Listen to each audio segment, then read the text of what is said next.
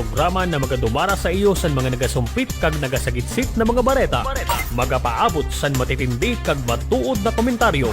Waran bugto na batikusan. May malaya na opinyon kag may tinitindugan.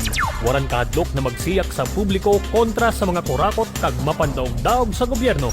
Ang programa na kritiko, boses, kag kaapin sa mga mas batenyo. Bigwasan natin mga impormasyon aramon, mga isyu pagahimayon. Bigwasan natin mababatean sa DWTK. Wow, Smile Radio Masbate 92.7 FM. Kaupod ang iyo batikan na broadcaster Chris Bigwas Asibuke. Bigwasan natin. Hey! Samang Dulan. DJ Mabel. Bigwasan na. Magandang tanghali Luzon, Visayas at Mindanao. Sa man sulok ng mundo kayo naroroon. May na alas 12 Masbate Tikaw, Cagaburias. Ako po si Chris Bigwas Verano Asiboke. Member ng KBP Kapisanan ng mga broadcaster ng Pilipinas. Welcome po sa ating programa Bigwasan natin na mapapakinggan dito lang sa DWTK. Wow, Smile Radio 92.7 FM. And we are broadcasting live at Mobo Port, Pinamarbuhan, Masbate. At tayo po mapapakinggan simulcast sa YouTube at Facebook. Kaya para po sa mga update, malamang mag-subscribe, follow, like, share, and comment on our YouTube channel and Facebook page at DWTK. Wow, Smile Radio, palangga ka. Araw po ngayon ng Huwebes, September 26, 2024. It's a brand new day again. Panibagong hamon naman ang buhay. Ang paghanap buhay para po sa ating family at siyempre para po sa bayan. Para po sa mga nag-celebrate ng kanilang birthday today. Happy birthday. Many more birthdays to come. Go on and multiply. Magpadamos ang lahi na magaganda, mga gwapo. Mga lahi ni DJ Mabel, ni kasamang Nolan. Mga lahi ni Bigwas. Yay! At siyempre naman sa kabubukas pa lang ng inyong mga radio, mga internet TV, manatiling nakatutok lang at makinig sa mga sariwa at mainit na nasyonal na mga balita at lokal. Dito lang yan sa DWTK. Wow, Smile Radio, palangga ka. At siyempre lang, binabati ko lang po napakagwapo na senior board member sa probinsya sa Masbate. Siya po si senior board member Tata Nuno Amante. Binabati ko din po ang napakaganda, napaka-sexy na may bahay ni board Tata Nuno. Si Madam Mela Maolyon Amante. Siyempre naman ang pira-pirasa ni, abogado na. Pwede na nato natawagon Attorney Jonard Amante. Thank you for watching po sa family ni Senior Board Member Tata Nono Amante. Kagsan iya kaurupod, dida po sa compound San Amante sa munisipyo San Milagros. Hay din po kay Adi Net. So sa tanan-tanan po na nagakita sugad sa naton programa, sa muli po welcome sa bigwasan natin. Kasama po natin sa Lado Tinigan si kasamang Nolan Aguilar Mendoza. Sa admin si Tata Troy Caballero. Kag sa produksyon Jet Cervantes. Siyempre sa Amon Boss. At hindi po sa DWTK Wow Ismail Radio. Sa Amon Station Manager Hans Bertson, Tata Bubo. Pira-pirasa ni usad na honorable. Dili talang po aram kung na board member kag base suwertihon maging mayor pa. Sa muli pa ako si Chris Biguas, Verano Asiboke. Narito na po ang mga nagbabagang balita. Sa ulo ng mga balita para po sa lokal. Cam Yuson Tandem sa Mayo 12 midterm elections sa bayan ng Batuan. Mga incumbent mayors sa Ticao at Burias Island nanumpa sa lakas MD kay Provincial Chairperson Congressman Richard Ko. Para po sa balitang nasyonal,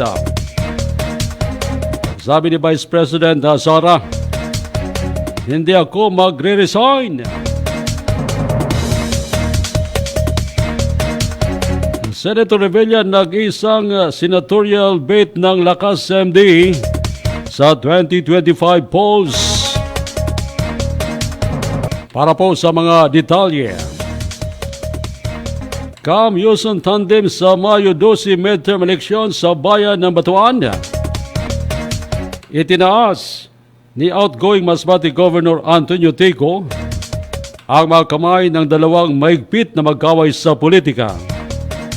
Sina incumbent Mayor Makmak Yuson at mayoralty rival Marco Cam bilang tanda ng pagkakasundo sa darating na halalan sa Mayo 12, 2025. Nag-alok ng kamay ng kapayapaan si outgoing Masbate Governor Antonio Tico sa dalawang pamilyang politikal sa bayan ng Batuan na tinawag niyang reconciliation at genuine unification para sa mapayapa at malinis na halalan. Hindi maikakaila na tuwing eleksyon ay matinding tensyon ang dinaranas ng mamamayan dahil sa hidwaan sa politika ng dalawang pamilya. Kaya naman idineklara ng bayang ito na hotspot. Sa kasalukuyan, nakumbinsi ni Ko ang 20 munisipalidad sa panukalang unification maliban sa pamalang lungsod na Masbate ng alkalde ay mahigpit na kalaban sa politika ng kampo ni Ko.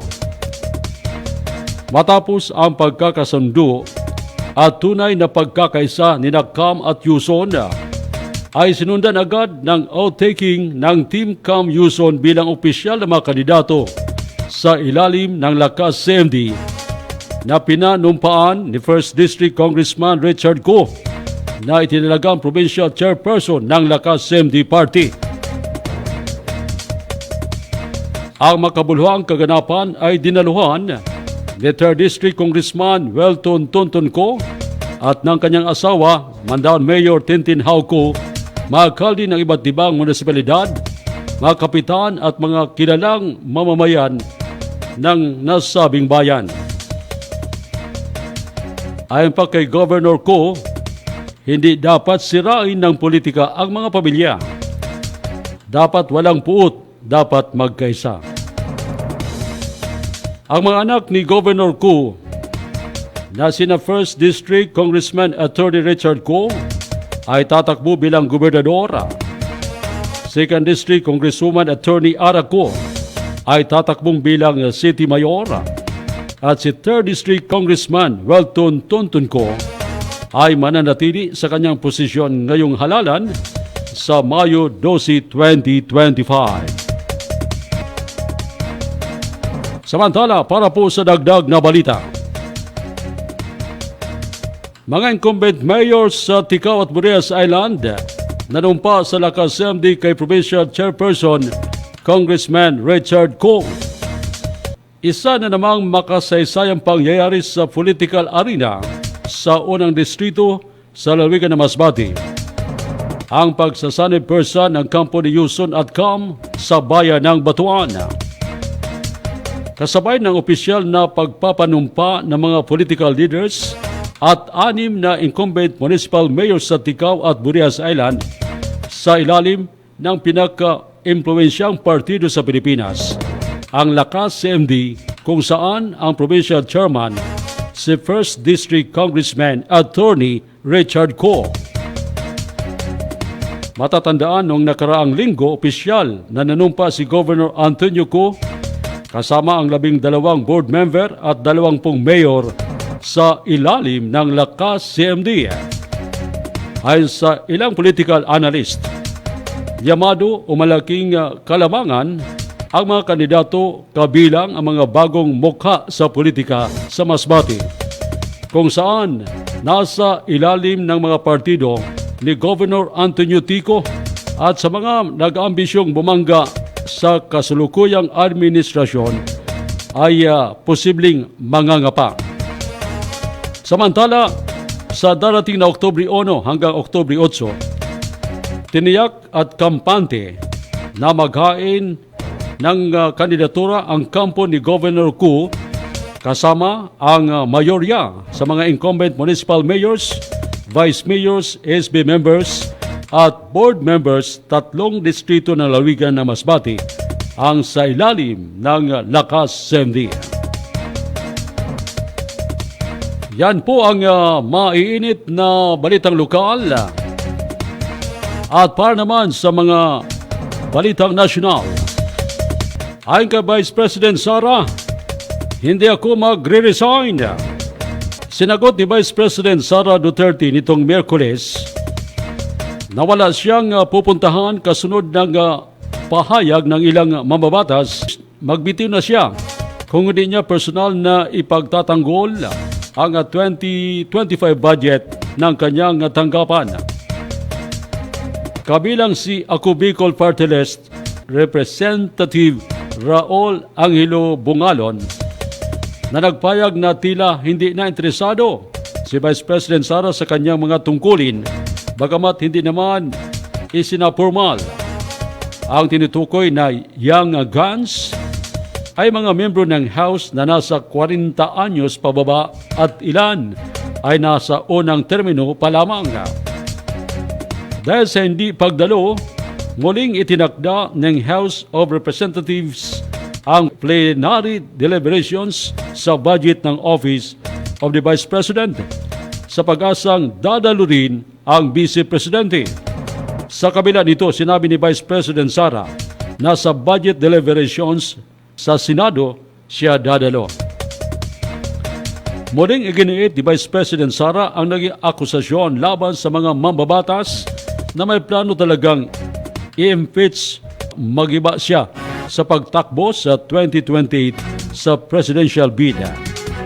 Sa pagtatanong kung atid pa siya sa House investigations, sinabi niya na we take it one hearing at a time. When we receive an invitation, pinapadala siya sa legal. Dinidiscuss namin. Nilinaw niya na sumasagot pa rin ang Office of the Vice President sa mga pagtatanong kaugnay sa budget kahit hindi na dapat sagutin ang mga atake na alam niyang hindi na dapat sagutin. Sa issue naman na 22% na nawalan ng trust kay Vice President sa pinakahuling survey, hindi na niya ito sinagot. Alas 12:17. Yan po ang mga mainit na balitang nasyonal at lokal na nakalap mula po dito sa Silid Daan ng DWTK Wow Ismail Radio 92.7 FM Palanga ka. Sa muli po ako si Chris Biguas Verano Alciboque. programa na magadumara sa iyo san mga nagasumpit kag nagasagitsit na mga bareta. Magapaabot san matitindi kag matuod na komentaryo. Waran bugto na batikusan. May malaya na opinyon kag may tinitindugan. Waran kahadlok na magsiyak sa publiko kontra sa mga kurakot kag mapandaog-daog sa gobyerno. Ang programa na kritiko, boses, kag kaapin san mga mas batenyo. Bigwasan natin mga impormasyon aramon, mga isyu pagahimayon. Bigwasan natin mababatean sa DWTK. Wow, Smile Radio Masbate 92.7 FM. Kaupod ang iyo batikan na broadcaster Chris Bigwas Asibuke. Bigwasan natin.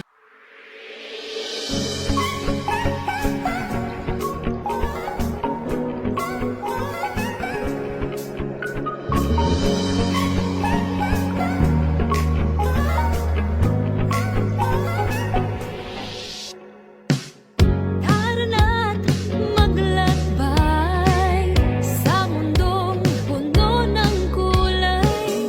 Tayo na't sumakay kasama ang mahal sa buhay. Sa barkong malinis at mabilis, your sea experience is the best. Halika na, sakay na sa Cool Shipping. Sigurado ang trip mo'y sarap sa feeling. Biyahe na sa Cool Shipping. Kaligtasan nyo'y prioridad namin. Sa Cool Shipping, palangga ka. Sa co-shipping, feel at home ka. Tunog ng musika'y iyong kasama. Palaging nasa iyong serbisyo. Komportable bawat pasahero. Sa barkong malinis at mabilis, your sea experience is the best.